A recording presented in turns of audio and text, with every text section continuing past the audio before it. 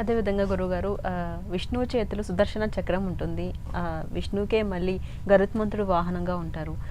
సుదర్శన చక్రం వేగం ఎక్కువ, గరుత్మంతుని వేగం ఎక్కువ? ఇక్కడ వాయు వేగం మాత్రమే చెప్తారు. ఉమ్, వాయు వేగంతో గరుత్మంతుడు వెళ్తారు. దాని అర్థం ఏమిటంటే అమ్మ, వ్యాపించున్నటువంటి వాడికి గరుత్మంతుడి వాహనం ఏంటి? సర్వతా వ్యాపించి ఉన్నటువంటి వాడు.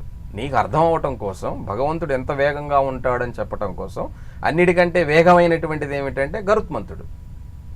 అర్థమైందమ్మా? పక్షి వేగంగా వెళ్తుంది, ఆ పక్షుల్లో కూడా ఏది వేగంగా వెళ్తుందంటే గరుత్మంతుడు.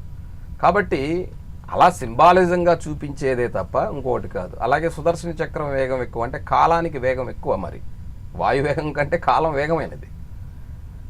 అర్థమైందమ్మా? కాలం వేగమైంది కాబట్టి సుదర్శనాన్ని కాలాంతో సమానంగా చూస్తాం కాబట్టి కాలంలో కాలానికి మాయ అనేటువంటి ఒక పేరు కూడా ఉంది.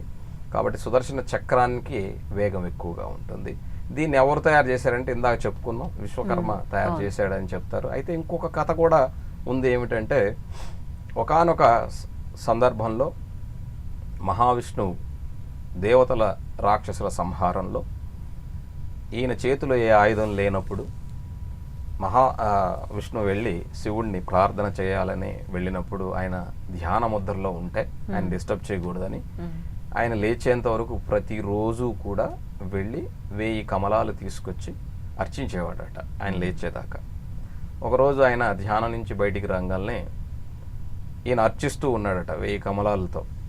ఒక కమలం కావాలని ఏం చేస్తాడో చూద్దామని ఒక కమలం ఆయన పక్కన పెట్టుకున్న కమలాల్లోంచి ఒక కమలాన్ని శివుడు పక్కన పెట్టాడట కనపడకుండా. అప్పుడు లెక్క పెడితే 999 వచ్చినాయట.